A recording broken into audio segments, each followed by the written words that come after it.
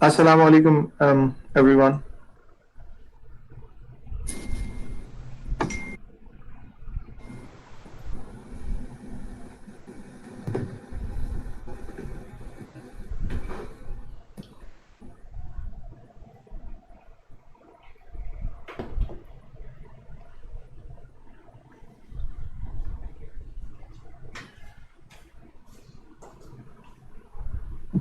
And the important thing I want to say today is happy birthday for the CI Cambridge update came in today.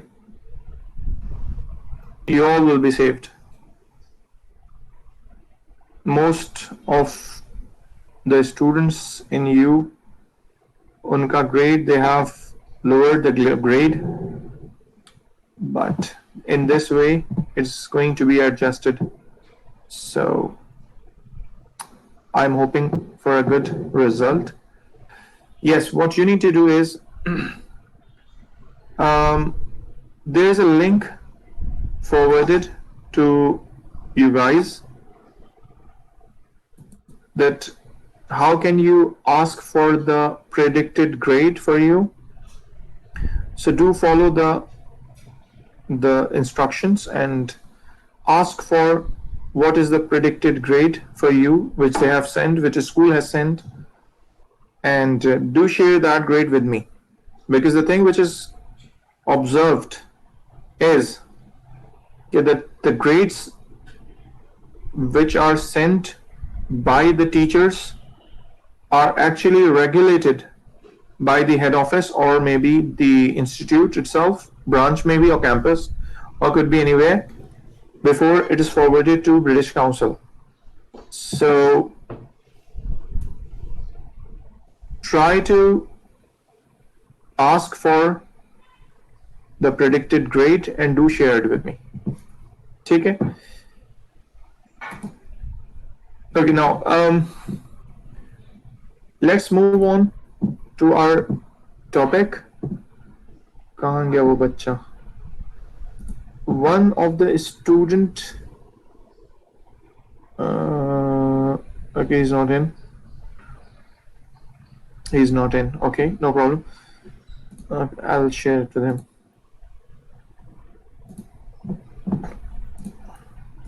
जब तक हम लोग अपना, let us continue our work. So, students, going back to our work, what we have done in the last class, ठीक है?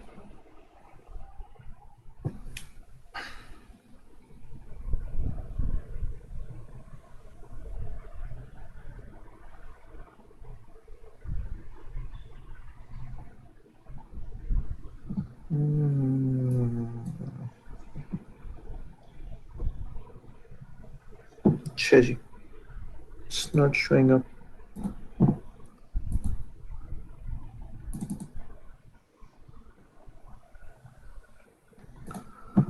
अच्छा जी. What we have done in the last time, ये हम लोगों ने कैलकुलेशंस करी हुई हैं यहाँ पर pH की for weak acid and weak alkali. तो ये weak alkali की pH की कैलकुलेशंस शो हुई हैं, और इससे पहले ये मैंने आपको weak acid की pH की कैलकुलेशंस सिखाई थी, और फिर उससे पहले ये strong base की, और फिर उससे पहले ये strong acid की, और उससे पहले ये ionic equilibria का स्टार्ट था, Kw and pH of water वगैरह. ठीक है, तो इस चैप्टर में अभी तक हमने यही डिस्कस किया है, ionic equilibria, pH of strong acid, then pH of strong base, then pH of weak acid, then pH of weak base. ठीक है, उसके बाद हम इस रिलेशनशिप्स पर बात कर रहे थे कि रिलेशनशिप में काम कैसे हो रहा है. अच्छा, एक सेकंड, एक मिनट रुकिए, मैं जरा कॉल रिसीव करूँ.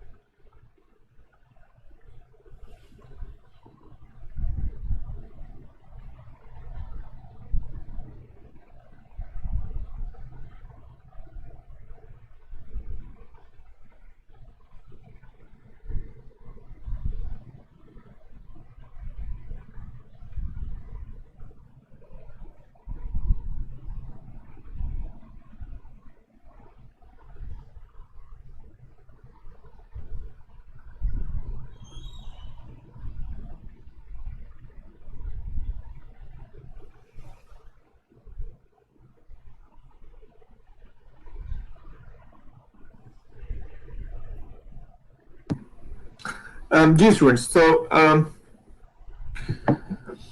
हम लोगों ने जो लास्ट टाइम डिस्कस किया है उसके ऊपर मैं आपको ये बता रहा था कि ये चीज थी relationship of substituted group on the acidity of organic acid. ये चीज मैंने आपको बतानी है। और दूसरी एक चीज जो आपको डिस्कस करनी है वो ये करनी है कि ये जो रेड कलर से मैंने इस वक्त रिलेशनशिप्स आपके सामने खोल रखे हैं कि pH is inversely proportional to H plus ion और Ka is directly proportional to H plus ion and pKa is inversely proportional to Ka। ये जो चीजें मैंने खोल रखी हैं ये मैं आपको क्या कहते हैं लास्ट टाइम बताई थी। तो अब इसी हिसाब से जो नेचर ऑफ सब्स्टिट्यूटेड ग्रुप्स हैं उस पर मैं आज थोड़ी सी आपसे डिस्कशन करने लगा हूं और उसके बाद फिर मैं आपको by looking at the value of pKa, by comparing the value of Ka or pKa or whatever the given data is, we can predict which acid is stronger, which acid is weaker. And by just not having the values of pKa, Ka, we can just look at the structure of acid and then we can also suggest which acid amongst them will be stronger and which will be weaker by just looking at the structure.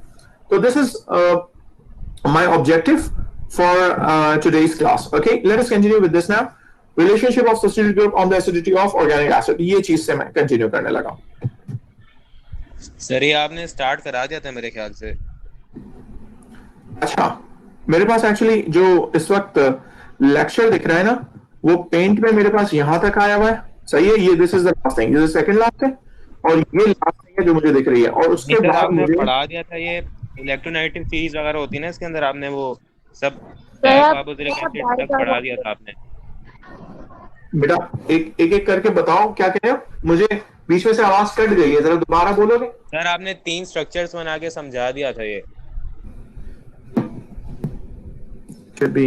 अच्छा, आप इसकी बात तो नहीं कर रहे, मैं ये समझाया था आपको, ये वाली बात की, ये नहीं ये नहीं ये तो दूसरी क्लास का है ना। This is the thing I am going to explain you today, relationships वाली ना।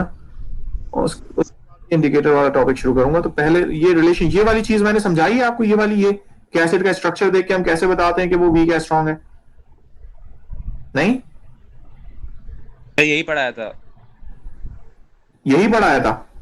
जी जी तो ठीक है, फिर if it is done that's great. क्योंकि मेरे पास यहाँ पर इसकी वो कोई चीज नहीं दिख रही है मुझे रिकॉर्ड, कि मैंने यहाँ पे लिखा नहीं है कुछ, शायद मैंने शायद कहीं और सेव कर दी है बात। ठीक है, तो if it is good then move on. अच्छा, उसके बाद मैंने आपको फिर डाइकार्बोक्सिलिक एसिड्स के बारे में कुछ बता दिया था कि अगर किसी, सॉरी बोले, आप डाइकार्बोक्सिलिक एसिड स्टार्ट करे थे, आपने कहा था नेक्स्ट क्लास में वो करेंगे। डाइकार्बोक्सिलिक बताएंगे, ठीक है, ओके फाइन। तो let us continue with this dicarboxylic वाले पार्ट से मैं कंटिन्यू करता हूं क्योंकि I have to explain you some questions in this worksheet. ये जो मैं आपको देने लगा हूं इस चैप्टर के बाद दूंगा ऑफ कोर्स। इसमें कुछ ये चीज है डाइकार्बोक्सिलिक एसिड की, ये चीज बिफोर आई एक्सप्लेन यू अगर मैं दे दूंगा ये आपकी नहीं समझ आएगी। कहां गया क्वेश्चन वाला?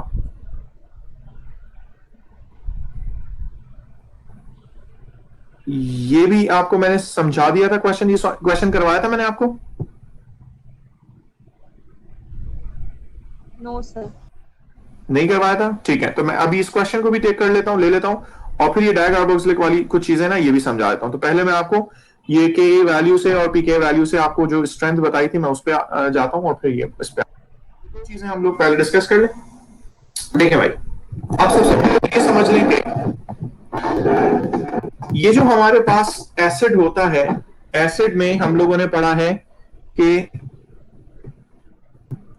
ये जो के ए वैल्यू है ये डायरेक्टली प्रोपोर्शनल है H प्लस के।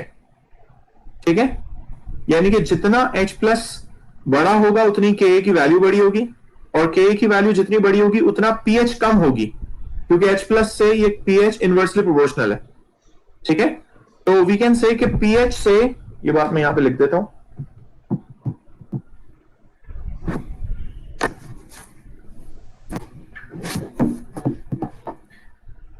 Ka is directly proportional to H plus ion की concentration और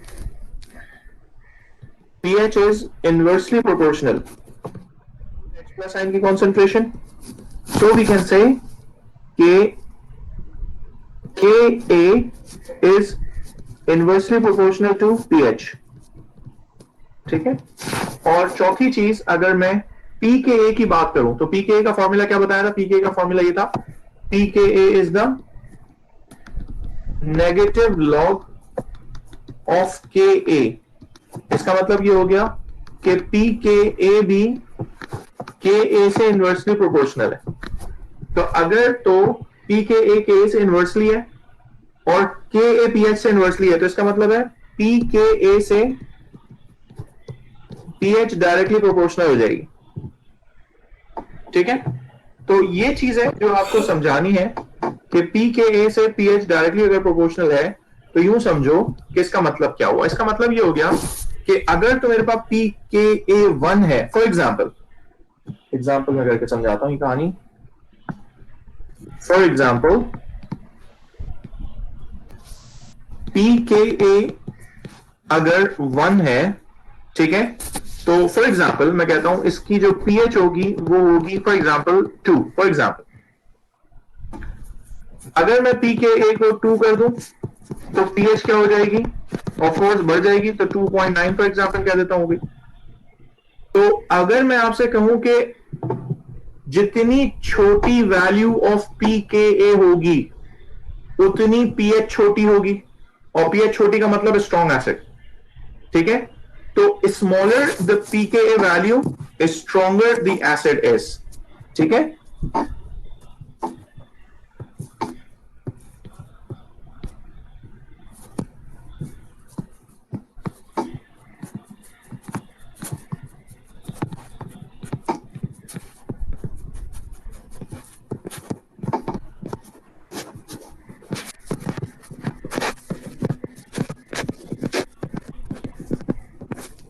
ठीक है. अच्छा, अब इस बात को जहन में रखिएगा कि जितनी वैल्यू pKa की छोटी होगी उतना ही pH स्ट्रॉन्गर होगा, यानी कि एसिडिक होगा. अब आइए जरा इस क्वेश्चन को पढ़ते हैं.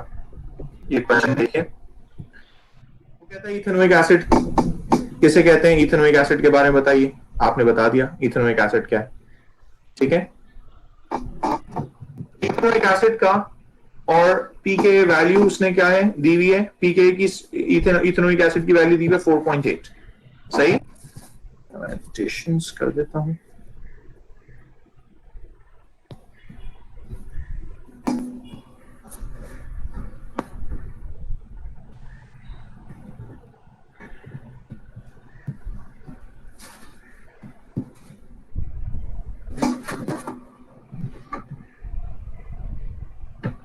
ठीक है. तो ये जो हमारे पास इथेनोइक एसिड है उसकी जो हमारे पास pKa दी हुई है वो 4.8 दी हुई है. प्रोपानोइक की 4.9 दी हुई है. तो कौन सा एसिड इसमें स्ट्रॉन्गर है? जी गाइस, मैंने अभी रिलेशनशिप बताई आपको, आप बता सकते हो कौन सा एसिड इसमें स्ट्रॉन्गर है. ये देखो, थर्ड वाला तो जितनी pKa कम होगी उतना pH कम होगा, यानी कि स्ट्रॉन्गर होगा. ठीक है. तो इसमें से कौन सा वाले की कम है? इसमें फर्स्ट वाले की देखो. मैं पहले और दूसरे को कंपेयर कर रहा हूं. थर्ड वाला तुमने सही कहा है. मैं पहले और दूसरे को सिर्फ कंपेयर कर रहा हूं. इस वक्त मैं कह रहा हूं फर्स्ट और सेकंड वाले को सिर्फ कंपेयर करो, क्योंकि पहला क्वेश्चन यही है. सही है. इसीलिए उसने पहले दूसरे को कंपेयर करने को कहा. तो इसीलिए मैं कह रहा हूं कि ये जो एसिड 1 और एसिड 2 है इसको देखो 4.8 और 4.9. तो 4.8 वाला क्या है? वो 4.8 इज स्ट्रॉन्गर. बात समझ आ रही है? तो 4.8 स्ट्रॉन्गर का मतलब क्या है कि that will ionise more as compare to the propanoic acid जिसकी pKa वैल्यू थोड़ी सी बड़ी है, यानी कि वो वीकर एसिड है. ठीक है. अब एसिड 2 और 3 का कंपैरिजन देख लो. अगले पार्ट में उसने कहा एसिड 2 और 3 को कंपेयर करो. तो 2 और 3 को कंपेयर कैसे करोगे कि 2 वाला अब वीकर है एज कंपेयर टू 3. सही है. और 3 वाला क्यों स्ट्रॉन्गर है? क्योंकि उसमें एक Cl का ग्रुप लगा हुआ है. और जैसा कि मैंने अभी आपको बताया था, दिखाया भी था, आपने बताया कि ये हम लोग पढ़ चुके हैं कि ये वाला पार्ट जो है कि अगर तो Cl लगा होता है तो वो इलेक्ट्रॉन विड्रॉइंग होता है, तो इलेक्ट्रॉन विड्रॉइंग में OH बॉन्ड मोर पोलर हो जाता है, ठीक है, और वो मोर पोलर हो जाता है तो उसकी वजह से क्या होता है कि एसिड स्ट्रॉन्गर हो जाता है, ठीक है। तो यहां पर Cl ग्रुप लगा हुआ है कौन से वाले में, इन द थर्ड स्ट्रक्चर, और सेकंड वाले स्ट्रक्चर में कहीं Cl नहीं लगा हुआ, इसका मतलब है नो इलेक्ट्रॉन विड्रॉइंग ग्रुप, इसका मतलब है OH bond is not extremely polar, ठीक है। तो 3 वाला is stronger as compare to 2 वाला। अच्छा, अब आ जाते हैं 3 और 4 वाले पर। अब 3 और 4 वाला कैसे कंपेयर होगा? अब 3 वाले में भी देखो क्लोरीन लगा हुआ है और 4 वाले में भी क्लोरीन लगा हुआ है, लेकिन the position of chlorine is different. Third वाले में जो क्लोरीन लगा हुआ है वो right next to carbon of COOH है, COOH के बिल्कुल बराबर वाले कार्बन पे Cl लगा हुआ है। और चौथे वाले केस में अगर देखो तो COOH के बाद एक कार्बन को छोड़कर कोने वाले कार्बन पर Cl लगा हुआ है, तो इसका मतलब है इसका विड्रॉइंग इफेक्ट बहुत कम है, ठीक है, फोर्थ वाले का। इसीलिए ये क्या हो गया, ये इवन वीकर एसिड हो गया। यहां तक मेरी बात क्लियर हो गई है? तो इस तरीके से आपने ये कंपैरिजन करना है पीके वैल्यूज से और किसी भी एसिड का, ठीक है। अब आ जाता हूं जरा, मैं यहां तक किसी को कंफ्यूजन है तो पूछ लो, नहीं है तो मैं अब डाइकार्बोक्सिलिक एसिड वाली एक बात बताऊं। Is that okay? Okay, let's move on to the dicarboxylic वाली पार्ट। अब जरा डाइकार्बोक्सिलिक का मसला समझते हैं। देखो, सबसे पहले तो ये समझ लो डाइकार्बोक्सिलिक एसिड हम कहते किसको हैं। डाइकार्बोक्सिलिक एसिड हम ऐसी चीजों को कहते हैं जिसमें 2 COOH के ग्रुप लगे हुए हों।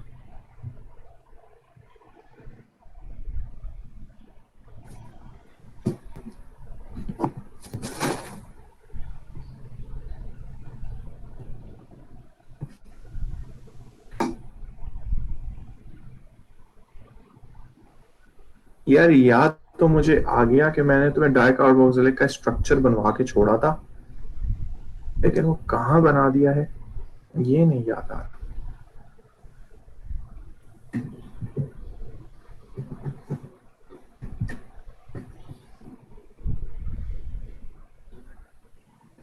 खैर चलिए, जब याद आएगा देखेंगे। डाइकार्बोक्सिलिक मुझे यहां तक याद आ गया, बिल्कुल हाँ, आप लोग सही कह रहे हैं। मैं आपको डाइकार्बोक्सिलिक का मैंने स्ट्रक्चर बनाया था, COOH दोनों तरफ बना दिए थे, लेकिन वो कहां सेव हो गया पता ही नहीं भाई। चले मेरा, अच्छा जी, यहाँ पे लिखते हैं जरा डाइकार्बोक्सिलिक एसिड्स।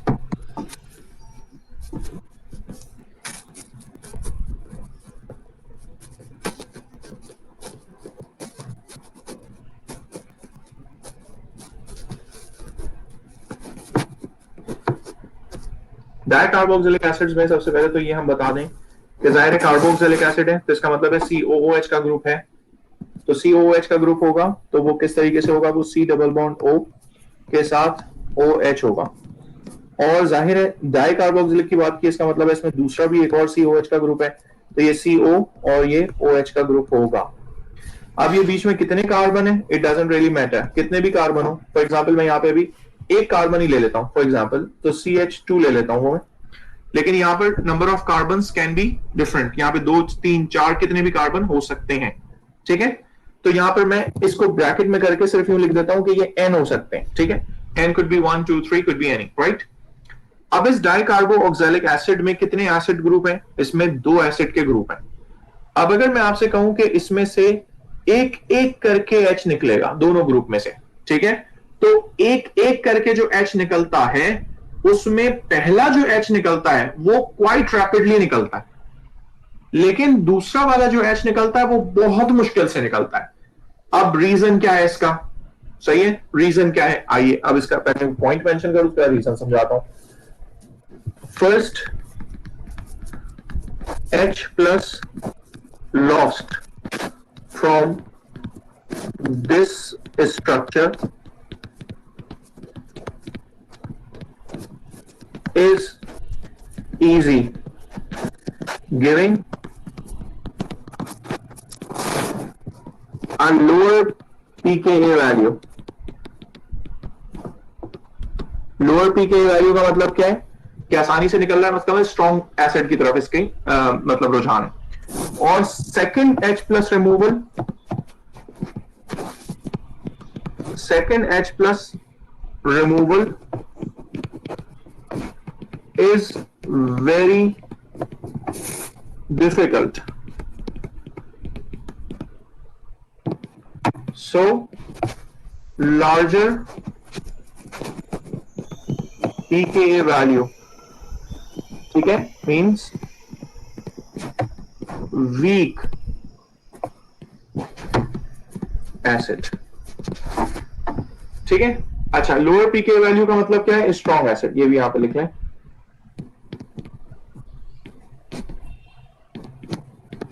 स्ट्रॉन्ग एसिड, ठीक है। और यहां पर ये हो गया वीक एसिड, ठीक है जी, ये आ गया वीक एसिड। अब रीजन बताएं क्या होगा। पहले तो मैं इसकी दोनों को एक एक करके तोड़ के इक्वेशन बना देता हूं, फिर तोड़ के इसकी इक्वेशन बनेगी क्या, देखिए। तोड़ के इसकी इक्वेशन बनेगी ये कि अगर मैं बीच में R लिख दूं और यहां पर लिख दूं COOH और यहां भी लिख दूं COOH, तो एक H प्लस कैसे निकलेगा? अच्छा, वीक है तो इसलिए रिवर्सिबल का निशान। पहला H कैसे निकलेगा? ये वाले पार्ट को मैंने नॉर्मल रखा, इस वाले पार्ट से मैंने एक H निकाल दिया, तो CO माइनस और H प्लस हो गया। अब अगर मैं दूसरा H निकालना चाह रहा हूं तो क्या होगा? HOOCR से जो COO माइनस है इसका इक्विलिब्रियम विद इट्स आइन नाउ, OOCR और COO माइनस और H प्लस, ठीक है। तो ये है first proton removal and second proton removal from this dicarboxylic acid, and that is why it is acid. अब मैं यहां पे आपसे ये कह रहा हूं कि भाई ये जो मेरे पास यहां वैल्यू है, ये वैल्यू है लोअर pKa वैल्यू, और यहां जो वैल्यू है वो है हायर pKa वैल्यू। क्यों? मैंने कहा कि पहला वाला निकलना आसान यानी कि स्ट्रॉन्ग एसिड, और दूसरा वाला H निकलना इसी डाइकार्बोक्सिलिक में मुश्किल यानी कि weak acid. Can any of you suggest me why is that true? By looking at the structure, it's easy. थोड़ा दिमाग लगाना पड़ेगा आपको, सोचना पड़ेगा आपको जी। Yes guys, can anyone say why is that happening? I want to hear from Junaid. Do you think something इससे related? ये क्यों हो रहा है, ऐसा क्यों है जी? Junaid, are you there? हाँ भाई, मोहम्मद कुर्बान, हसान, कुछ अंदाजा हो रहा है क्यों ऐसी कहानी है? सर द फर्स्ट के अंदर से निकल रहा है H प्लस, तो O नेगेटिव बच रहा है, तो क्योंकि वो मोर इलेक्ट्रोनेगेटिव है तो सेकंड के अंदर फिर वो अट्रैक्ट कर रहा है ना H प्लस को, तभी मुश्किल से निकल रहा है। चलो ठीक है, तुम्हारी बात क्वाइट सेंसिबल है, लेकिन एग्जैक्टली रीजन थोड़ा सा डिफरेंट है तुम्हारी। सर फिर वो मैं बिल्कुल बताता हूँ, पहले मैं जरा थोड़ा सा ब्रेन स्टॉर्म तो करूँ ना बच्चों को, कि सोचे तो जरा सा कुछ बोले तो। ये तो बिल्कुल ही सन्नाटे में बैठे हैं सारे। हाँ भाई, हमाद क्या समझते हैं? कोई अंदाजा हो रहा है कुछ ऐसा कि कैसे होगा काम? क्यों है सेकंड रिमूवल मुश्किल? नहीं सर। नहीं सर, अच्छा ठीक है, अभी पूछते हैं किसी और से। हाँ भाई यमुना, आप बताएं, कुछ आ रहा है समझ में कैसे होगा मुश्किल?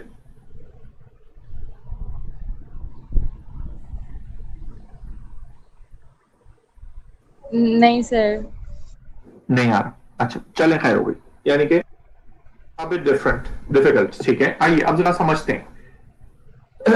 इस सारे को भूल कर पहले मैं आपको नॉर्मल एक केस सिखाता हूं। नॉर्मल एक केस से आपको समझ आएगा कहानी होती क्या है। देखो भाई, यहाँ साइड में लिखते हैं थोड़ा सा। तुमने पढ़ा है HCl एसिड है, ठीक है। इसको जब तुम पानी में डालते हो तो ये फटाफट टूट जाता है और क्या बनाता है? H प्लस और Cl माइनस, ठीक है। अब यहाँ पर सवाल ये है कि ये HCl टूटा कैसे? इसमें आइंस तो नहीं थे अल्टीमेटली, ये तो आपने पानी में डाला तो टूटा ना। पानी का स्ट्रक्चर देखो जरा, समझना पानी का स्ट्रक्चर, इसमें से H+ टूट के निकलता क्यों है ये समझा रहा हूं। पानी का स्ट्रक्चर है कुछ यूं, O, 2 lone pair of electron और ऑक्सीजन, और एक ये दूसरा हाइड्रोजन। इस ऑक्सीजन के ऊपर चार्ज लगा हुआ होता है पार्शियल नेगेटिव, और हाइड्रोजन के ऊपर चार्ज होता है पार्शियल पॉजिटिव। तो जैसे ही HCl का स्ट्रक्चर जाता है पानी में, तो इस पर भी चार्ज होता है पार्शियल माइनस और पार्शियल प्लस, ठीक है। तो ये पार्शियल माइनस और पार्शियल प्लस इससे अट्रैक्टेड होता है पार्शियल प्लस, और जब वो पार्शियल प्लस इससे अट्रैक्टेड होता है तो होता क्या है कि यहां से ये हेटेरोलिटिक फिजन, एक इलेक्ट्रॉन इसके पास छोड़कर क्लोरीन के पास, और H+ आ जाता है इसके पास, ठीक है। अब जैसे ही H+ इसके पास आता है तो ये स्ट्रक्चर क्या बन जाता है, ये स्ट्रक्चर बन जाता है H3O+, और दूसरी चीज क्या बच जाती है, वो बच जाती है Cl-, ठीक है। इस पूरी कहानी से ये स्ट्रक्चर ऐसे बना।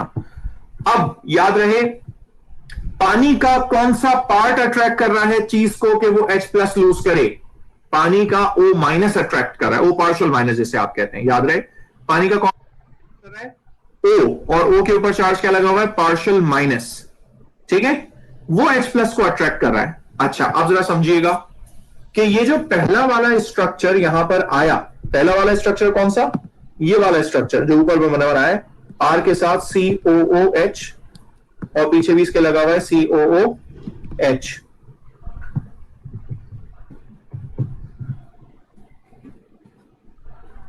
ठीक है। जैसे ही इसको आपने पानी में डाला तो होगा क्या कि यहां भी यही सीन होगा कि यहां लोन पेयर है, ये पार्शियल माइनस, ये इसके इस पार्ट को पार्शियल प्लस को अट्रैक्ट करेगा, और जैसे ही अट्रैक्ट करेगा तो ये टूट के क्या बना लेगा, ये बना लेगा HOOC, और R और COO के ऊपर क्या आ गया माइनस, और दूसरी चीज क्या बन गई, पानी ने एक H+ लेकर H3O+ बना लिया। ये एग्जैक्टली वही इक्वेशन है जो मैंने ऊपर लिखी है। तो आई मीन टू से कि ये वाली जो इक्वेशन मैंने ऊपर लिखी है ये, और ये जो मैंने इक्वेशन अब लिखी है ये, दे आर क्वाइट सेम, ये सेम इक्वेशंस है। इट्स जस्ट मैंने नीचे वाली स्ट्रक्चर खोल के थोड़ा सा दिखा दिया कि पानी में कैसे काम हो रहा है। अब मुझे बताओ स्ट्रक्चर मेरे पास जो है वो है क्या। अब जो मेरे पास स्ट्रक्चर है भाई वो ये स्ट्रक्चर है, सही है, और इसको कौन अट्रैक्ट करना है, इसको दोबारा किसके पास होना है, पानी के पास। और याद रहे पानी का स्ट्रक्चर क्या है, पानी का स्ट्रक्चर ये है, O के ऊपर लगे हुए हैं 2 H, और उस O के ऊपर लगा हुआ है 2 लोन पेयर की वजह से पार्शियल माइनस का चार्ज, और यहां है पार्शियल प्लस का चार्ज। तो अट्रैक्शन इस H+ की कहां होनी है, इस पार्शियल माइनस पे होनी है। लेकिन भाई अब ये जो पूरा आयन है मेरे पास ये न्यूट्रल नहीं है, ये पहले न्यूट्रल था, इसके ऊपर कोई चार्ज नहीं था, लेकिन अब जो ये स्ट्रक्चर है ये न्यूट्रल नहीं है, ये -1 चार्ज स्ट्रक्चर है। ये देखो, ये देखो इसके ऊपर इस वक्त क्या चार्ज लगा हुआ भाई, -1 का चार्ज लगा हुआ है। अब अगर इसके ऊपर -1 का चार्ज लगा हुआ है तो ये पानी से अट्रैक्ट होगा कैसे, पानी के O- से स्पेसिफिकली, बात समझ आ रही है। तो इट इज नॉट अट्रैक्टेड, टूटना तो मुश्किल, इसको तो बल्कि और स्ट्रेंथन करता है पानी अब, कि नहीं भाई अब आप मुझसे रिपेल हो, दूर जाए, बात समझ आ रही है। इसीलिए सेकेंड H+ का निकलना डाइकार्बोक्सिलिक एसिड्स में से थोड़ा सा मुश्किल हो जाता है। यहां तक बात क्लियर हो गई सबकी, कोई कंफ्यूजन तो नहीं है।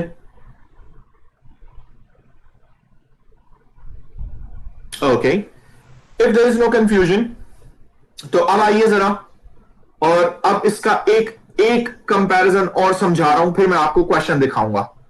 एक कंपैरिजन अब यह है कि डाइकार्बोक्सिलिक हो चाहे मोनोकार्बोक्सिलिक एसिड हो, दोनों ही वीक एसिड में काउंट हो रहे हैं। For example compare mono and diprotic, compare mono and diprotic carboxylic. ये आसान ने मुझे मिसगाइड किया, कह रहे क्लास खत्म हो गई, अब देखें मैं लेट हो गया।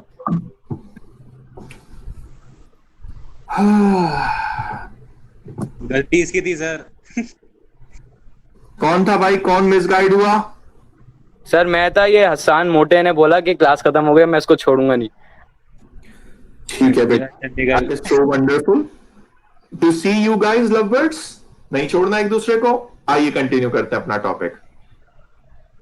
देखो भाई, कंपेयर कर रहा हूं मोनो और डाई प्रोटिक कार्बोक्सिलिक एसिड को, ठीक है? अब जरा देखो, अगर मैं आपसे कहूं कि जी एक कार्बोक्सिलिक एसिड का ग्रुप लगा हुआ है इन द स्ट्रक्चर,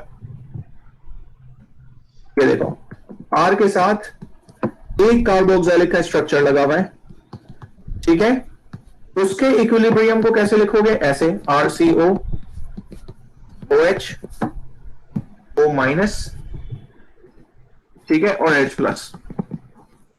और अगर मैं डाई कार्बोक्सिलिक को लिखूं तो उसको भी यूं ही लिखूंगा, ठीक है?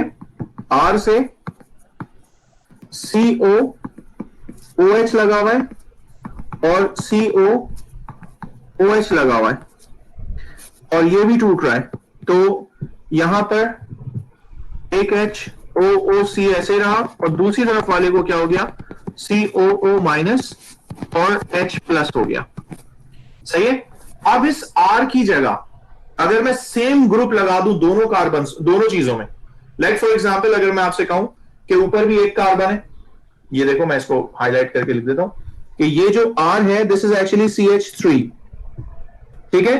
तो नीचे वाले R को भी मैं CH3 कर देता हूं, ठीक है? दिस दे आर सेम, तब भी नीचे वाला is more acidic,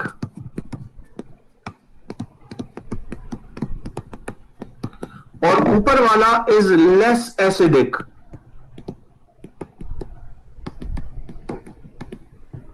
can you think of why? ऐसा क्यों हुआ? जी जनाब, कोई आइडिया कि ये ऐसा क्यों हुआ कि नीचे वाले को मैं कह रहा हूं वो मोर एसिडिक है और ऊपर वाले को मैं कह रहा हूं लेस एसिडिक है? ऐसा क्यों हुआ? अब जरा सोचो। हम लोग कहते हैं वीक एसिड्स पार्शियली आयोनाइज होते हैं, सही है? पार्शियली का मतलब इनकम्प्लीटली, इनकम्प्लीट का मतलब 10 में से फॉर एग्जांपल एक या दो, या मे बी 100 में से एक या दो मॉलिक्यूल टूटे, सही है?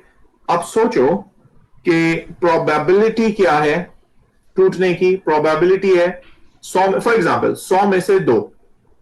अब मैं आपसे कह रहा हूं कि यहां की प्रोबेबिलिटी लिखता हूं, इस पर लिखता हूं, इसकी प्रोबेबिलिटी है 100 में से दो टूटे, सही है? नीचे ही वाले भी अगर मैं 100 मॉलिक्यूल ही ले लूं तो इसकी प्रोबेबिलिटी क्या हो जाएगी? क्योंकि इसमें COOH के कितने ग्रुप हैं? दो, और एक के टूटने की प्रोबेबिलिटी कितनी है? दो, तो दो के टूटने की प्रोबेबिलिटी कितनी हो गई? कम से कम भी 4 हो गई, क्योंकि दो COOH ग्रुप लगे हैं। तो हमेशा मोनोप्रोटिक कार्बोक्सिलिक एसिड से ज्यादा डाइप्रोटिक कार्बोक्सिलिक एसिड एसिडिक होते हैं, ठीक है? यहां तक अगर सारी बात समझ आ गई है तो मैं क्वेश्चन खोलूं जरा। जी जनाब, इज दैट ओके? डाइप्रोटिक की सारी कहानी समझ आ गई? जी बेटा बोलो। सर आपने बोला कि दूसरा एच निकलना बहुत मुश्किल हो जाएगा, तो फिर बात तो एक ही हो जाएगी ना कि अगर दोनों के एक एच निकलना तो फिर सेम हो जाएगा ऐसे। नहीं नहीं नहीं, देखो मेरी बात को दोबारा समझो। मैंने कहा है कार्बोक्सिलिक ग्रुप कितने लगे हुए, मतलब मोनोप्रोटिक वाले में कार्बोक्सिलिक ग्रुप कितने लगे हुए? आप कहेंगे सर मोनोप्रोटिक में एक लगा हुआ है, मोनोप्रोटिक वाला यानी ऊपर वाले स्ट्रक्चर जिस वक्त बना हुआ है उसमें एक कार्बोक्सिलिक लगा हुआ है। एक कार्बोक्सिलिक एसिड टूटने की प्रोबेबिलिटी कितनी है? 2% for example, 2 out of 100 for example. और अगर मैं नीचे दूसरा स्ट्रक्चर मैंने दिया है उसमें मैंने कितने कर दिए? 2, तो एक कार्बोक्सिलिक टूटने की probability with the equal number of carbon chain 2 है, तो 2 कार्बोक्सिलिक एसिड के टूटने की प्रोबेबिलिटी डबल नहीं हो जाएगी? मेरी बात समझ रहे हैं? जी बेटा, are you getting my point? Yes. अब अगर दूसरा स्ट्रक्चर जो नीचे वाला मैंने बनाया है उसमें ज्यादा H+ आयन टूट के निकल रहे हैं, तो एसिडिटी किसकी ज्यादा हो गई? नीचे वाले। तो मोनोप्रोटिक कार्बोक्सिलिक एसिड से diprotic carboxylic acids are usually more stronger.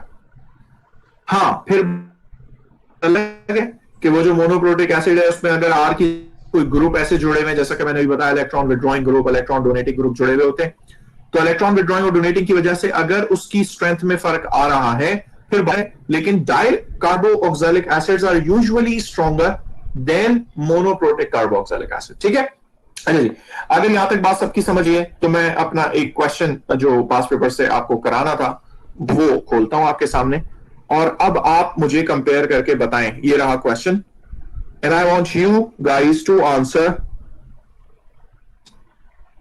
ठीक है, पार्ट 1, 2 और पार्ट 3 सही है। पार्ट 1, 2 और 3 में 1 तो बड़ा आसान है, state the mathematical relationship between pKa and the acid association constant Ka। तो ये तो बड़ा आसान है। pKa का मतलब क्या होता है? It's actually negative log of Ka। तो आपने फॉर्मूला लिख दिया यहाँ पे, pKa is equals to negative log of Ka। So it's easy. इसके बाद वाले स्ट्रक्चर में वो कहता है विद रेफरेंस टू, ठीक है, with reference to the table above suggest why the pKa 1, ये सिर्फ 1 की बात, यानी कि पहला H+ टूट के निकल रहा है, value are smaller than that of pKa of ethanoic acid. pKa ethanoic acid की उसने दी है 4.76 विच इज हियर, ये रही, ठीक है, 4.76 है, और बाकी सब की pKa वैल्यू डाइकार्बोक्सिलिक एसिड ऊपर जो दी हुई है, जब n की वैल्यू 1 है, 2 है, 3 है, तीनों के केसेस में जो वैल्यू आ रही है वो आ रही है 4.76 से छोटी। और 4.76 से छोटी का मतलब क्या है कि मोर एसिडिक। pKa जितनी छोटी होगी उतना स्ट्रॉन्गर एसिड होगा। तो इथेनोइक एसिड के मुकाबले में ऊपर जो दिए हुए एसिड हैं तीनों, उन तीनों का पहला H+ निकलना is more acidic then this ethanoic acid. मेरी बात समझ रहे? तो अब इसका जवाब लिखोगे? हाँ भाई, can I have the answer from any student? I just want some wordings from any student. For example, Rida Azim. Okay, Rida Azim, can you say few words about the question? इसमें क्या लिखूं part 2 के answer में?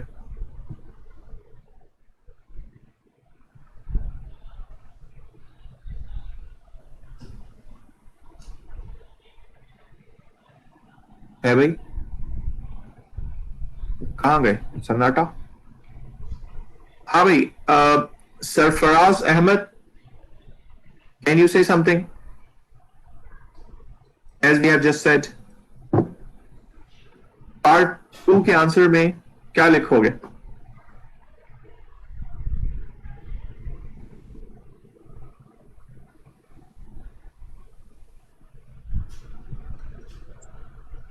खैरियत भाई, इसकी खामोशी क्यों? हाँ सरफराज, हाँ बोलो। सर क्योंकि पहले जैसे एच वो डाइप्रोटिक फॉर्मूला है ना इथेनोइक एसिड का, इथेनोइक का नहीं है डाई, इथेनोइक तो मोनो है।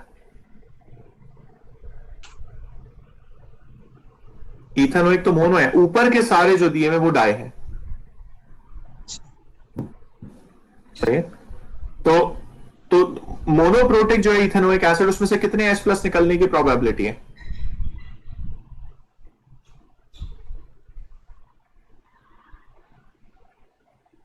है जी भाई, मोनोप्रोटिक है ना इथेनोइक, उसमें से H+ निकलने की जो प्रोबेबिलिटी है वो कितने H+ निकलने की प्रोबेबिलिटी है?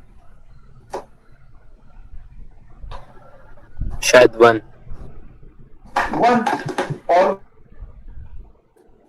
ऊपर डाई कार्बोक्सिलिक दिए हुए उसमें से H+ निकलने की प्रोबेबिलिटी कितनी है? 2। तो किसकी प्रोबेबिलिटी ज्यादा हो गई? जब डाई की हो गई ना ज्यादा। बस, तो अगर डाई पॉजिटिव 2। हाँ, तो अगर उसकी वो देखो प्रोबेबिलिटी कि H प्लस निकलने की प्रोबेबिलिटी किसकी ज्यादा है, डाई कार्बोक्सिलिक एसिड की, तो ultimately di carboxylic acid more acidic हो गए, और जो चीज मोर एसिडिक होती है उसकी पीके वैल्यू क्या होती है, कम होती है। ये देखो ये लिखा है, ये पॉइंट ये रहा smaller the pK stronger the acid is, तो जितना एसिड स्ट्रॉन्गर है उसकी पीके वैल्यू उतनी छोटी है। तो दिस इज द रीजन कि यहां पर जो पीके वैल्यू आ रही है वो डाई कार्बोक्सिलिक्स की कम आ रही है और इथेनोइक की इन सबसे ज्यादा है, क्योंकि वो मोनो है। मेरी बात समझ आ गई भाई सबकी? अच्छा जी, अब आगे बढ़ो। Becomes larger as n increases. अब उसने कंपैरिजन नहीं दिया है, it's a now general question, जो कि उसने कहा है कि इस टेबल में सिर्फ जो pKa1 की वैल्यूज हैं वो बढ़ती जा रही हैं, जैसे जैसे मैं n की वैल्यू CH2 जो कार्बन की चेन लगी हुई है ये वाली, इसकी वैल्यू मैं बढ़ाता जा रहा हूं जैसे जैसे, वैसे वैसे इसकी वैल्यू कम होती जा रही है। तो खुद सोचो कि अगर नंबर ऑफ कार्बन बढ़ते चले जाएंगे, ठीक है, तो इलेक्ट्रॉन डोनेटिंग नेचर बढ़ती चली जाएगी। याद है ये बात मैंने आपको यहां समझाई है कि जितनी जितनी कार्बन की चेन में तुम वो लगाते जाओगे कार्बन की चेन, तो उतनी उतनी इलेक्ट्रॉन डोनेटिंग नेचर बढ़ती जाएगी। ये देखो, और इलेक्ट्रॉन डोनेटिंग नेचर अगर बढ़ती जाएगी तो OH का बॉन्ड लेस पोलर होता जाएगा, और जब वो लेस पोलर होता जाएगा तो एसिड क्या होता जाएगा, वीक होता जाएगा। बात समझ आ रही है? तो यहां पर आपके पास जो उसने कहा है कि pKa1 की वैल्यू बड़ी होती जा रही है n बढ़ने से, तो आप क्या कहोगे? Yes, increase in carbon chain means increase in the electron donating nature, which makes the OH bond less polar, makes the solution less acidic, makes the acid less acidic, and less acidic means higher pKa value. ठीक है, यहां तक बात clear है भाई? जी, वो acid जो stronger होता है उसकी टेंडेंसी सिर्फ हाइड्रोजन से रिलेट होती है ना, अगर इलेक्ट्रॉन्स की डोनेशन ज्यादा होगी तो उससे आपकी एसिडिक प्रॉपर्टी पे इफेक्ट नहीं होगा ना? इलेक्ट्रॉन डोनेशन का मतलब है कि कार्बन की जो पीछे चेन लगी हुई है उसमें अगर इलेक्ट्रॉन डोनेशन की एबिलिटी ज्यादा है, जैसे कि मैंने अभी देखो जो हाईलाइट की हुई है चीज, इसमें मैंने दिखाया है कि 2 कार्बन लगे हुए पीछे other than the carbon of carboxylic.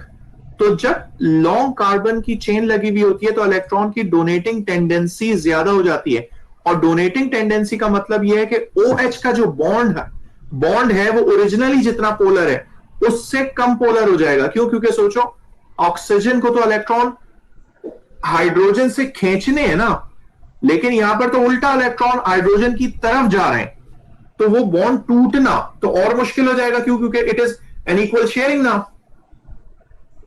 बात समझ आ रही है? तो H प्लस H जितना पार्शियल पॉजिटिव होगा, यानी कि जितना स्ट्रॉन्ग चार्ज ये होगा, उतना H प्लस को टूटना आसान होगा, और जितना ये लेस H पार्शियल पॉजिटिव होगा उतना इसको टूटना मुश्किल होगा। तो जितनी कार्बन की चेन तुम बढ़ाते जाओगे तो वो इलेक्ट्रॉन डोनेटिंग एबिलिटी बढ़ती जाएगी, और इलेक्ट्रॉन डोनेटिंग एबिलिटी बढ़ने से OH का बॉन्ड बिकम लेस पोलर। बात समझ आ रही है? और लेस पोलर का मतलब उसको टूटना मुश्किल, यानी कि वीक एसिडिक। और ये मैंने पॉइंट पूरा नीचे यहाँ पे देखो, यहाँ पे लिखा हुआ है एनालिसिस में कि OH bond is more polar when it is connected to electron withdrawing या strong electronegative element like Cl.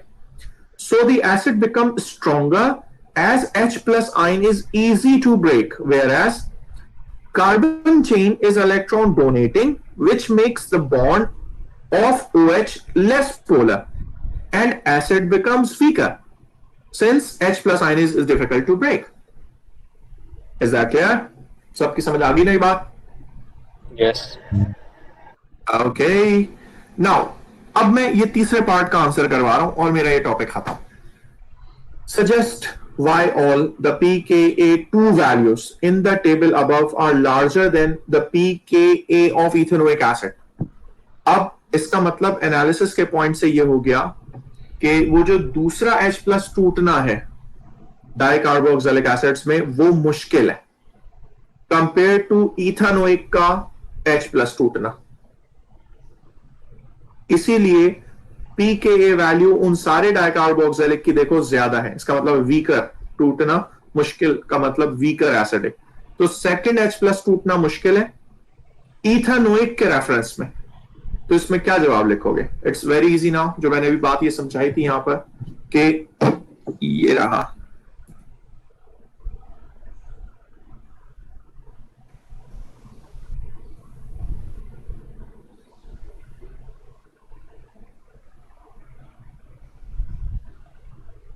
Sir वही लिख देंगे ना, जो पार्शियल नेगेटिव चार्ज वो माइनस का होगा वो अट्रैक्ट करेगा H प्लस। जी, जो स्टेबल कर रहा था केस को, जो H प्लस को स्टेबल कर रहा था, उल्टा उसको टूटने से और बल्कि रोक रहा था।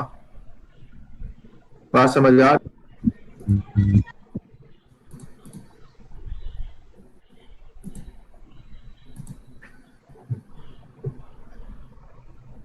सही भाई, यहां तक क्लियर है? तो आगे बढ़ जाओ।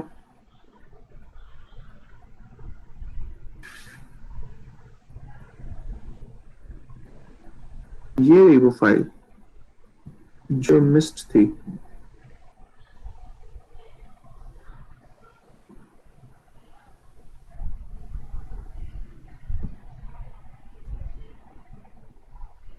और ये रहा वो काम जो मैंने अभी करा है, यानी कि I was on the same page, बस थोड़ा सा स्क्रॉल लेफ्ट नहीं किया यहाँ। ओके यार क्या, खैर चलिए, यहां तक समझ आ गया सबकी? ये पास्ट पेपर का क्वेश्चन हो गया आपका, ये वाला क्वेश्चन आपका क्लियर हो गया, ठीक है? ठीक है, उसके बाद फिर ये मैंने अभी आपको करा दिया है, ठीक है? उसके बाद अभी आपको टाइट्रेशन कर्व्स बताने हैं मैंने, ठीक है? अच्छा जी, ठीक है, ये टॉपिक यहाँ पे आके हमारा हो गया है। अच्छा जी, अच्छा स्टूडेंट्स, अब एक टॉपिक शुरू करने लगा हूं, इंडिकेटर। इंडिकेटर का टॉपिक बहुत बड़ा नहीं है, छोटा टॉपिक है, और इसकी इतनी डिटेल टेंशन नहीं देगी आपको। यहाँ पर पुराने टॉपिक से रिलेटेड है? कौन सा मतलब पुराना? ये जो अभी हमने पढ़ा है? मतलब अभी A2 की हिस्ट्री किसी चैप्टर से रिलेटेड है टॉपिक? नहीं, नया टॉपिक है, टोटली नया, ऐसे कोई लेना देना नहीं कुछ। इक्विलिब्रियम का पार्ट नहीं है? हाँ, आयनिक इक्विलिब्रियम चैप्टर चल रहा है भाई, अभी वही चल रहा है, इंडिकेटर्स। आयनिक इक्विलिब्रिया का चैप्टर, आयनिक इक्विलिब्रिया चैप्टर में अभी काफी चीजें बाकी हैं, सिर्फ चीजें नहीं, काफी चीजें बाकी हैं। अच्छा जी, इंडिकेटर्स के ऊपर बात करें। इंडिकेटर्स में सबसे पहले तो मुझे कोई बताएगा कि इंडिकेटर्स हम कहते किसको हैं? इन जनरल केमिस्ट्री में आपने पढ़ा इंडिकेटर्स, तो इंडिकेटर्स हम जनरली कहते किसको हैं? ट्रांसपेरेंट सब्सटेंस को कलर में लिया या कलरफुल भी होते हैं, सॉलिबिलिटी बताते हैं। हाँ, अब ये नहीं सॉलिबिलिटी नहीं, पीएच बताते हैं। तो बिल्कुल सही कह रहे हैं आप, मैं इसको थोड़ा सा रीफ्रेज करता हूं, आपके जुमलों को थोड़ा सा करेक्ट कर देता हूं कि ये ऐसे सॉल्यूशंस हैं जो किसी खास पीएच के सॉल्यूशन में कोई खास कलर देंगे। यानी कि अगर इन सॉल्यूशंस को मैं किसी ऐसी चीज में ऐड करूं जो कि एसिडिक है, तो इनका कोई पर्टिकुलर कलर आ रहा होगा। अगर मैं इनको ऐड करूं किसी ऐसे सॉल्यूशन में जो न्यूट्रल है, इसका कोई पर्टिकुलर कलर आ रहा होगा। अगर कोई अल्कलाइन सॉल्यूशन में ऐड करूं तो कोई पर्टिकुलर कलर आ रहा होगा। तो अल्टीमेटली वी कैन से कि ये चीजें, इंडिकेटर्स ऐसे केमिकल्स हैं जो कि किसी खास पीएच ऑफ द सॉल्यूशन को रिस्पॉन्ड करेंगे बाय चेंजिंग देयर कलर, ठीक है? अच्छा, अब मोर स्पेसिफिक हो जाता हूं, ये वो चीजें का जो मैंने वर्ड इस्तेमाल किया, इसको भी और स्पेसिफिक करते हैं। ये बाय केमिस्ट्री, यानी कि अपने स्ट्रक्चर के हिसाब से, they are actually weak acids. ये वीक एसिड्स के सॉल्यूशन होते हैं जो कि different pH of the solution को रिस्पॉन्ड करते हैं, ठीक है? अब ये कैसे रिस्पॉन्ड करते हैं इसको मैं अब बताने लगा हूं। पहले मैं ये जो मैंने आपको डेफिनेशन बताई है, let me right this definition for you, कि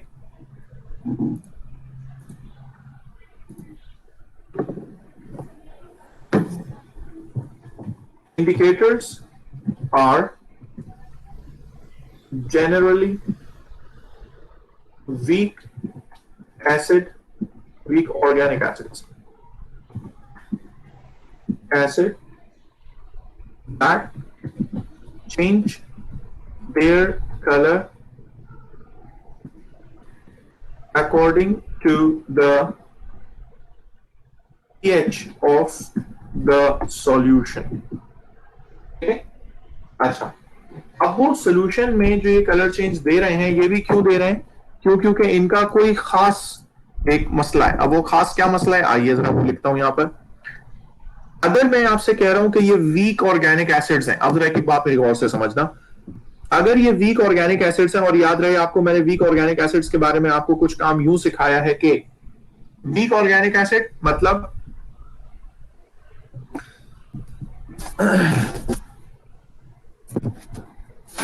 वीक ऑर्गेनिक एसिड्स मतलब HA अगर वीक एसिड है तो ये आयनाइज होके क्या बनाता है, ये आयनाइज होके बनाता है H प्लस और A माइनस, और ये पार्शियली आयनाइज होता है। ये है general expression for weak acid ionisation, ये मैंने आपको बताई थी। और इसका अगर मैं इक्विलिब्रियम कांस्टेंट लिखता था तो मैं उसको Kc की जगह क्या लिख देता था, Ka, क्योंकि K एसिड के लिए होता है। तो concentration of H plus into concentration of A minus upon concentration of HA. That was actually the thing we can write for its acid dissociation constant. अब आइए जरा इंडिकेटर पे। इंडिकेटर के बारे में भी तो आप यही कह रहे हैं कि इंडिकेटर वीक एसिड के सॉल्यूशंस हैं। तो अगर ये वीक एसिड के सॉल्यूशन है तो जाहिर है इसमें इनके स्ट्रक्चर्स में कहीं ना कहीं H लगा हुआ होगा। अगर H इन द स्ट्रक्चर लगा हुआ होगा तो H के साथ इस स्ट्रक्चर को अगर मैं लिखूं तो इंडिकेटर के जिसके अंदर H लगा हुआ हो तो मैं उसको H in करके लिख दूं। It's actually a representation of molecule of indicator. ये एक मॉलिक्यूल है इंडिकेटर का जो मैंने यहां पे रिप्रेजेंट किया है। इंडिकेटर को इन से रिप्रेजेंट किया है, बट उसके पीछे H इसलिए लगाया क्यों, क्योंकि ये एसिड्स होते हैं, ऑर्गेनिक एसिड्स होते हैं, तो जाहिर है उनके अंदर H होगा। अब जाहिर है अगर ये H in इंडिकेटर है तो ये अपने आयंस से एक इक्विलिब्रियम में एडजस्ट हुआ होगा जिसमें H प्लस होगा और in माइनस होगा। अब अगर मैं इसकी इन दोनों फॉर्म्स को देखूं तो कैन आई से दिस फॉर्म एज, ये इसकी मॉलिक्यूलर फॉर्म है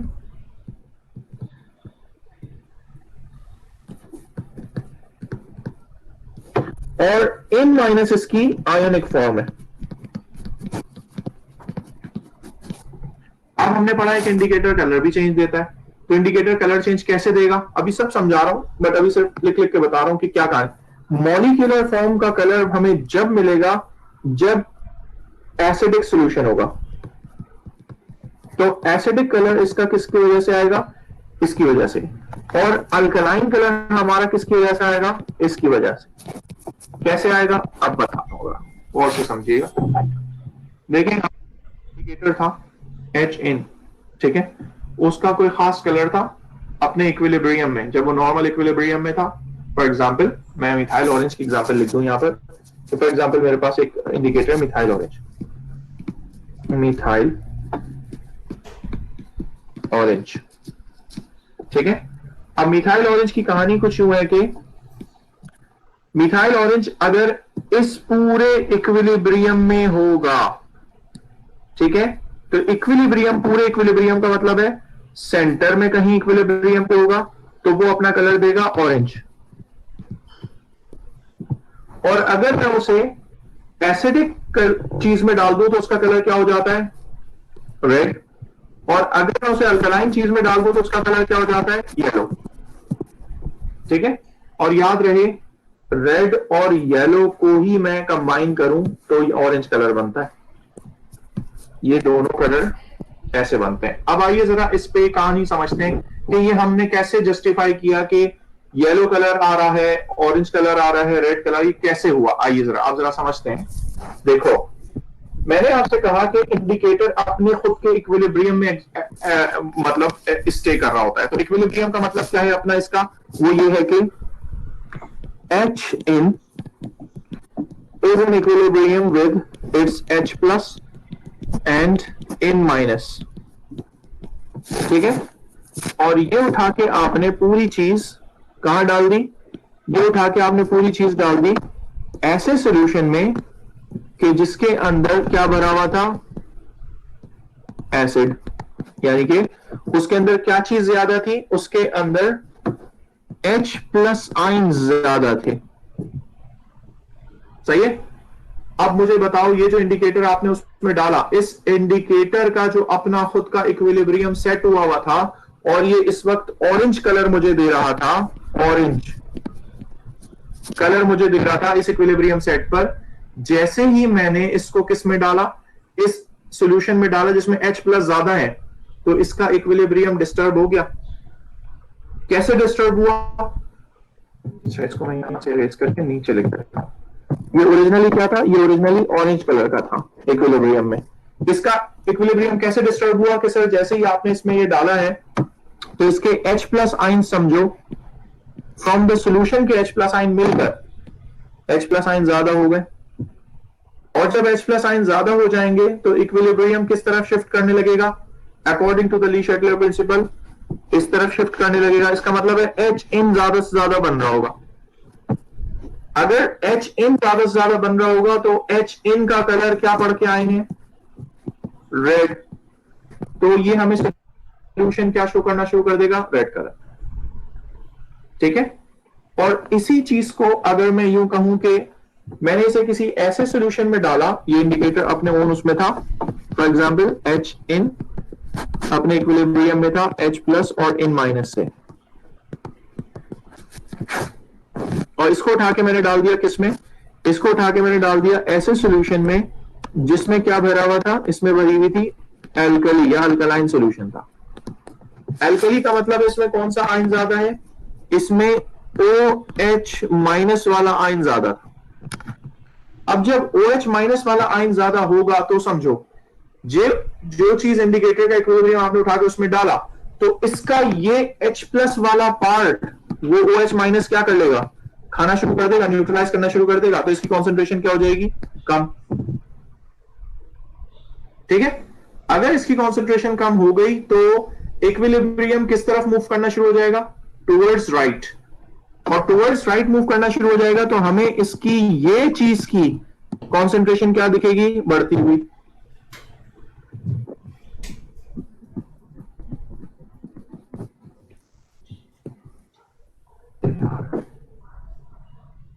यूं बनाया थोड़ा टेढ़ा, ऊपर वाले से इसका लेना देना नहीं, ठीक है।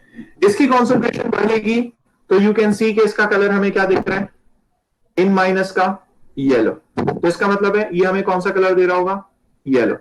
अब मेरी बात समझ आ रही है कि इंडिकेटर किस हिसाब से कलर चेंज कर रहा है। इंडिकेटर के ऊपर लिखते हैं, जैसे हमने ऊपर लिखा था एसिड के ऊपर इसकी एक्सप्रेशन लिखी थी HA की Ka से, इक्विलिब्रियम कांस्टेंट की, एसिड डिसोसिएशन कांस्टेंट जिसे आप कह रहे थे। अब इसी तरीके से मैं इंडिकेटर के ऊपर लिख रहा हूं यही एक्सप्रेशन। तो इंडिकेटर की इस इक्वेशन के हिसाब से जो एक्सप्रेशन बनती है वो क्या होती है, वो ये होती है कि अब यहां पर ना C ना A, अब यहां पे लिख रहा हूं इन इसलिए लिख रहा हूं क्योंकि यहां पर इंडिकेटर के लिए बात हो रही है, ठीक है। K in is equals to H plus ion है और इन माइनस आइन है, और डिनोमिनेटर में H इन है, ठीक है।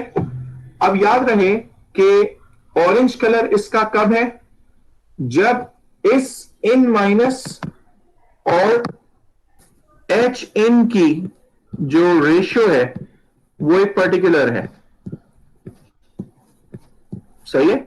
इसका जो रेशियो है वो जब तक एक पर्टिकुलर है तो इसका कलर क्या है, इसका कलर ऑरेंज है, ठीक है।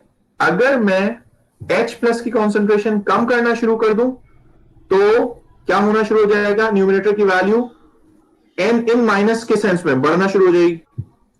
और इन माइनस बढ़ेगा तो इसका कलर कहां जाना शुरू हो जाएगा? येलो की तरफ। मेरी बात समझ रहे हैं? ये मैंने अभी आपको समझाया है। अब इसका मतलब ये हो गया कि सर के इन की वैल्यू एक रेंज में होगी for a particular indicator to change its colour. सही है। अब वो रेंजेस और कुछ कॉमन इंडिकेटर्स जो आपके कोर्स में है वो बता देता हूं। पहले मैं ये पॉइंट मेंशन कर दूं जो भी मैंने कहा।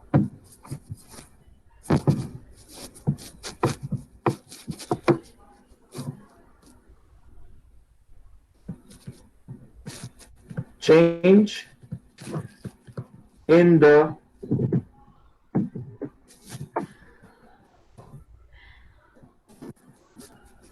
ratio of in minus to h in, ठीक है, causes the indicator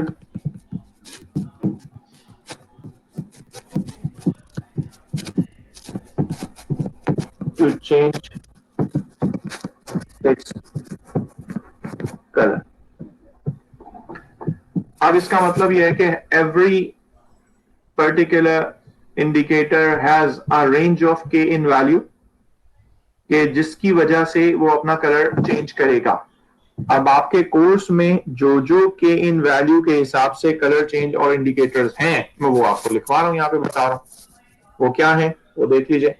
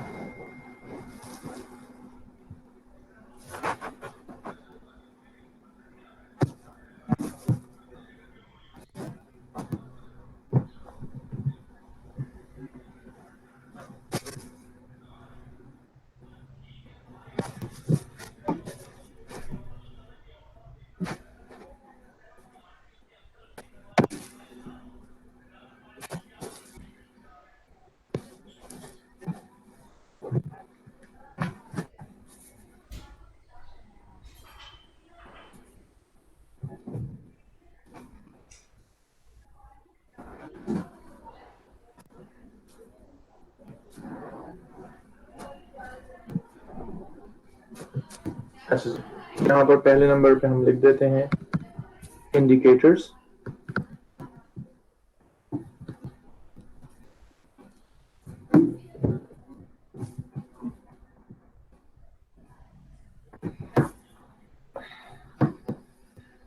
and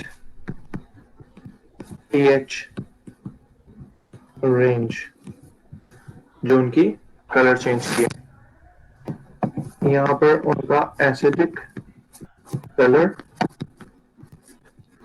and pH range,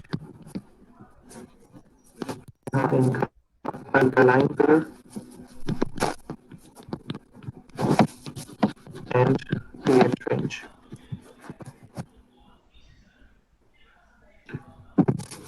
सबसे पहले तो हमारे पास है फिनोफ्थलीन।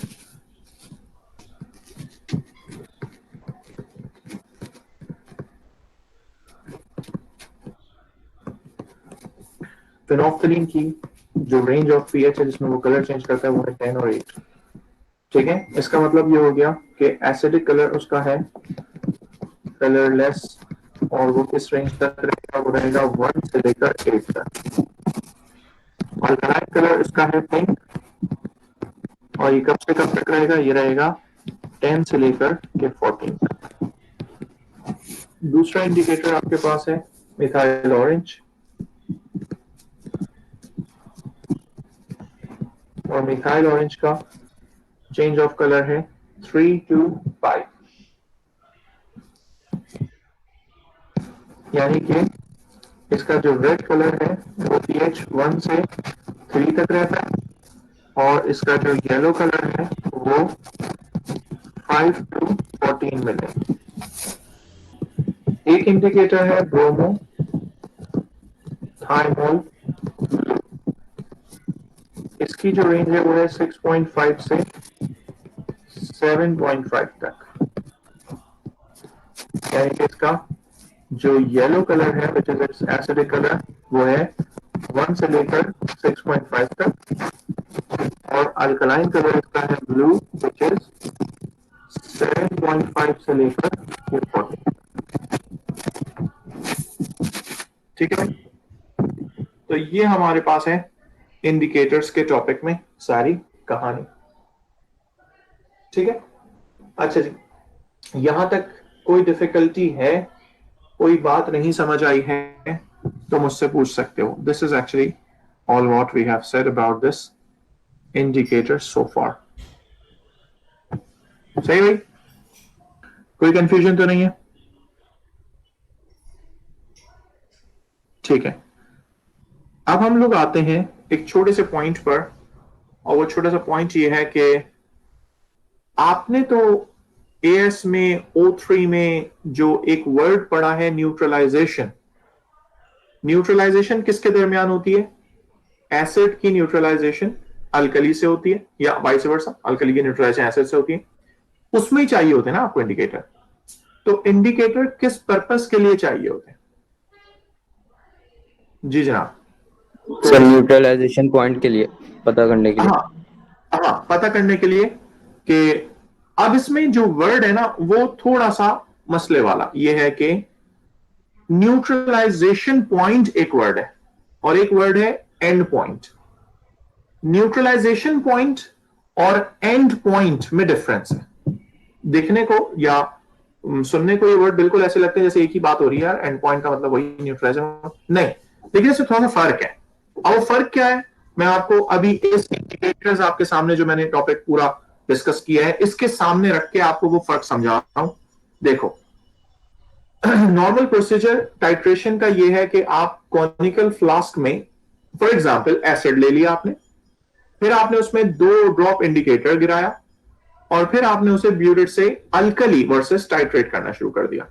यानी कि ब्यूरेट में क्या चीज है? अल्कली है, और कॉनिकल फ्लास्क में ओरिजिनली क्या था? एसिड था। तो ओरिजिनली जो इंडिकेटर कलर दे रहा था कॉनिकल फ्लास्क में वो किसके साथ मिलकर दे रहा था? वो दे रहा था एसिड के साथ मिलकर।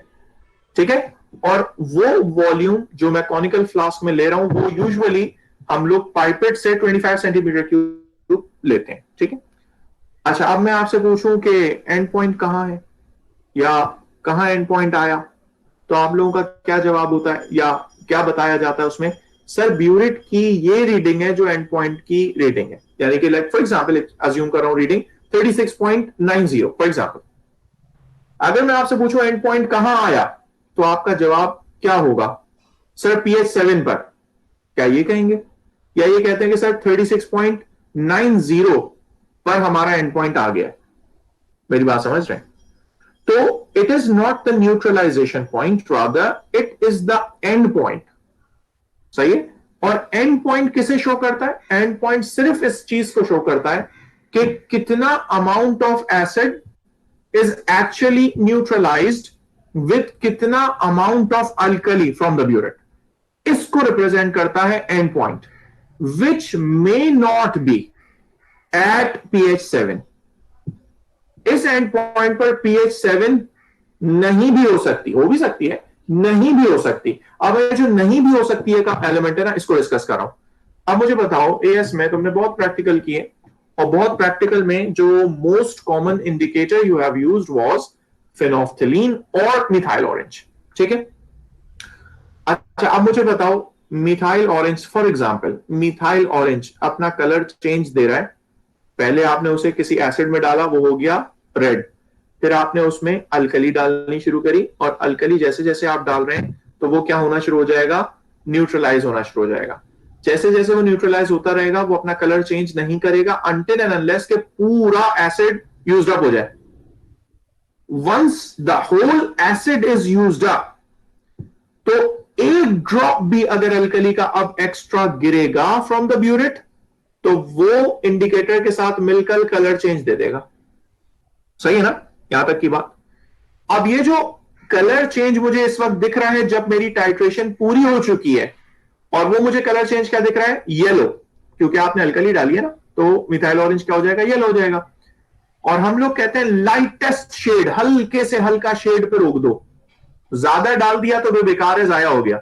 तो वो जो हल्के से हल्का शेड आपका येलो का आया है, क्या मुझे इस टेबल को देखकर बता सकते हैं वो किस पीएच पर आया होगा, या उस वक्त पीएच ऑफ द सॉल्यूशन क्या होगी? येलो कलर आया है आपका,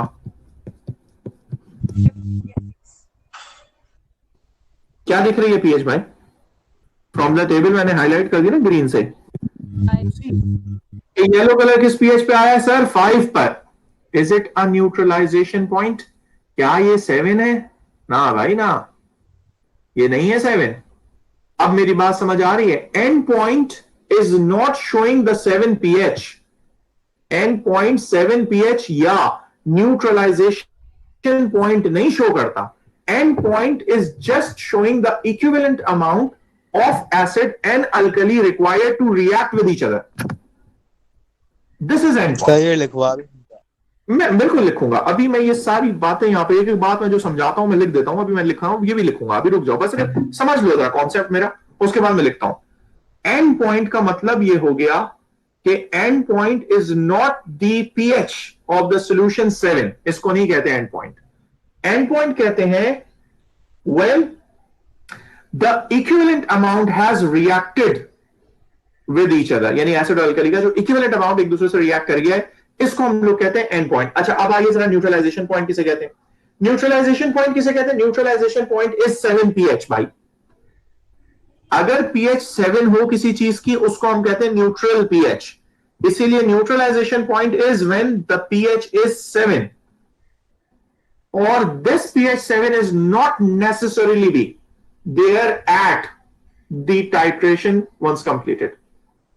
ठीक है, तो इसीलिए ये दो बातें बड़ी अलग अलग हैं। न्यूट्रलाइजेशन पॉइंट एक अलग वर्ड है और एंड पॉइंट एक अलग वर्ड है।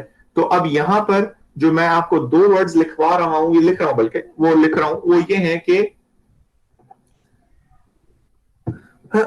यहां लिखता हूं एंड पॉइंट क्या है,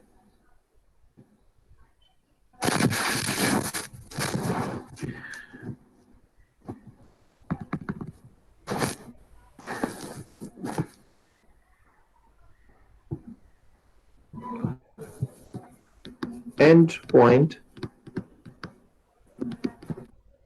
is when the indicator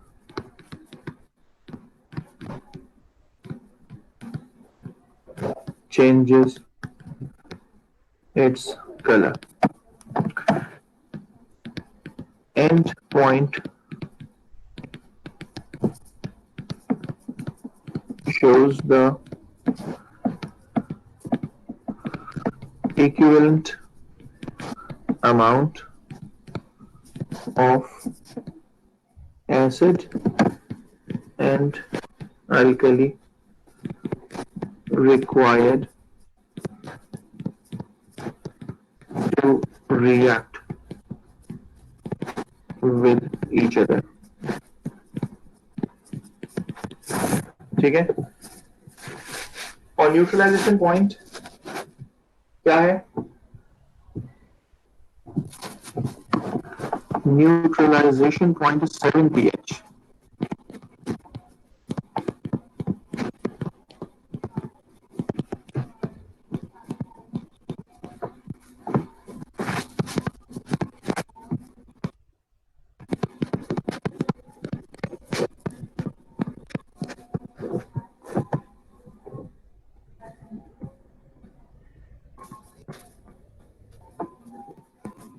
ठीक है भाई, ये मैंने सारी बातें यहाँ पर कर दी हैं। अब आते हैं जरा अगले पॉइंट पर, which is titration curves. Indicators की कहानी में अगर कोई चीज नहीं समझ आई है तो मुझसे पूछ लो, नहीं है तो मैं अब टाइट्रेशन कर्व्स के ऊपर बढ़ रहा हूं, जो कि अकॉर्डिंग टू माय वर्कशीट, जो मैंने वर्कशीट ये आपको देनी है, काम गई बंद कर दिया चाहिए, वर्कशीट जो देनी है उसमें टाइट्रेशन कर्व्स, इंडिकेटर और पीएच तक की सारी चीजें मिलाकर एक वर्कशीट है वो। ठीक है, तो वो फिर आपसे डिस्कस होगी। ठीक है,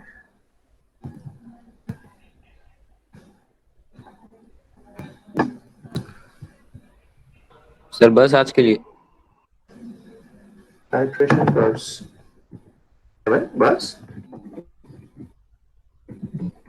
सर बस अब एंड करते, बहुत थक गए सर, नहीं समझ आ रहा कुछ।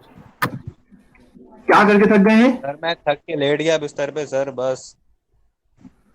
तो भाई मैंने थोड़ी कहा था कि तुम एक टांग पे खड़े होकर क्लास लो, मैंने कब कहा? बैठ तुम्हारी नहीं रहा मर्जी, था तुम कैसे? आपने 1 घंटे से 2 घंटा किया तो एकदम पहली क्लास है तो एवरेज रखे ना, 1.5 घंटा होने वाला है, फिर आहिस्ता आहिस्ता करते करते पूरे 2 पे आएंगे। अबे सर तुम लोग सही इतने बोलना है बिल्कुल तो। क्यों क्यों इसने इतने मतलब ड्रामे हो तुम लोग हैं? सर ये कर लें, हम वो कर लें, सर यूं हो जाएगा, हम वो हो जाएगा, क्यों इतना ड्रामेबाजी है तुम्हारी? तो कौन से अभी टाइट्रेशन के पता है, मैंने दूसरी क्लास को टाइट्रेशन कर्व वगैरह सब पढ़ा के खत्म कर दिया है। अब मैं उनके बाद अगले टॉपिक पे आ गया हूं, बफर पे। तो ये है तो कि बस स्कूल खुलने वाले हैं, फिजिकल क्लासेस में पढ़ेंगे, अभी ऑनलाइन ही पढ़ा जा रहा। ओए होए क्या हाँ बात। सर, आराम से पढ़ेंगे जब कॉलेज खुलेगा, अभी सर थोड़ा सर आराम ज्यादा आराम नहीं पढ़ेंगे। मिल पा रहा। अच्छा ठीक है, चलें एक दो स्टूडेंट से फीडबैक लेते हैं। हाँ भाई हाँ, अच्छा सब सलीना, होगा। बाकी सब लोग हैं। पूछे ना भाई, एक दो से और भी तो पूछे यार, आप ही 4-5 लड़के हैं जो टेंशन में रहते हैं, बाकियों से भी तो मैं जरा फीडबैक लूं। हाँ भाई सलीना खान आ रही है, सलीना खान। सर सब पढ़ पढ़ के बेहोश हो गए। सर हाँ ये भाई सब सो रहे हैं। सर यमुना, मैंने बोला था आपको कोई जवाब नहीं देगा भाई, सब सो रहे हैं। यमुना जी जनाब, आपका क्या कहना है इस बारे में जो डिस्कशन हो रही है क्लास में? ब्रेक दे दे प्लीज। सुबह 8 बजे से पढ़ रहे हैं। 8 बजे से कौन सी क्लासेस होती है तुम लोगों की यार? में तुम लोगों की क्लासेस 8 बजे से है। मैंने जो टाइम टेबल देखा था उसमें तो बीच में गैप है बहुत सारे बड़े बड़े कंप्यूटर की 2-2 क्लास होती है घंटे। सर 8 बजे से होती है, तो 2-2 घंटे अच्छा की, चलो फिर ठीक बीच है, में फिजिक्स भी था आपकी। ठीक है ठीक है ठीक है, खैर हो गई। देखें भाई मैं पहले बता रहा हूँ, मैं अभी क्लास ऑफ कर देता हूँ, चलो ठीक, तुम्हारी बात मान लेता हूँ, लेकिन हर दफा मैं क्लास जल्दी ऑफ नहीं करूंगा। क्यों? क्योंकि मेरे पास कोर्स की डिटेल थोड़ी सी ज्यादा है A2 की, और फिर उसकी प्रैक्टिस में भी टाइम लगाता हूं। मतलब मेरा तरीका कुछ यूं है, तो पास पेपर के क्वेश्चंस भी कराने होते हैं और फिर ये, तो मैं थोड़ा सा, मुझे टाइम ज्यादा लगता है, तो इसीलिए मैं हर क्लास जल्दी sir of. Worksheet next class में ही देगा, फिर वो वीकेंड पे आराम से कर लेंगे। वर्कशीट मैं आज नहीं दे सकता आपको, क्योंकि वो टाइट्रेशन का जब तक मैंने पढ़ाई नहीं है, वर्कशीट तो मैं क्या कराऊंगा? और वर्कशीट देने से पहले तुम्हें एक दो सवाल वर्कशीट के मुझे खुद कराने पड़ेंगे, वरना आप सवाल नहीं कर सकते। वो वाले सवाल इतने शरीफ नहीं है, ठीक सीधे सीधे वो अच्छा सवाल नहीं। सर, आपकी आपकी बर्थडे थी, आपने ट्रीट नहीं दी। ओके बेटा, thank you so sir much for. आपकी बर्थडे भी तो थी 14 अगस्त को, आपने ट्वीट ही नहीं दी। किसने कह दिया हमने तुम्हें विश मेरी भी किया, birthday इसको है? हमने किसने कहा? आपको विश भी किया था, रात को उठ अब के विश किया था, मैंने सुबह से जल्दी विश नाश्ता किया नहीं है, किया। मेरी birthday का किस्सा? नहीं बेटा, मेरी अभी ऐसी कोई बर्थडे नहीं आती 14 अगस्त को। खैर बहरहाल इट्स फाइन गाइस, आज के लिए इतना काफी है। फिर इंशाल्लाह उल अजीज मैं नेक्स्ट क्लास में कंटिन्यू करता हूँ, यानी कि परसों it's the same time 2 to 4, और फिर उस क्लास में मैं आपको ये टाइट्रेशन कर्व्स भी सिखाऊंगा और कुछ वर्कशीट के एक दो क्वेश्चंस भी करा दूंगा, और फिर मैं वर्कशीट हैंड ओवर करूंगा। ठीक है भाई, आज के लिए इतना काफी है। एंड यमुना प्लीज आप मुझे अटेंडेंस शेयर कर देना आज की क्लास की, मैं उसको मार्क कर दूंगा, ठीक है? सर आपकी क्लास बहुत गलत टाइम पे, नींद आती है इस टाइम पे। अबे ड्रामे, चलो ठीक है भाई, बहुत हो गई। ओके, अल्लाह हाफिज। अल्लाह हाफिज। अल्लाह हाफिज।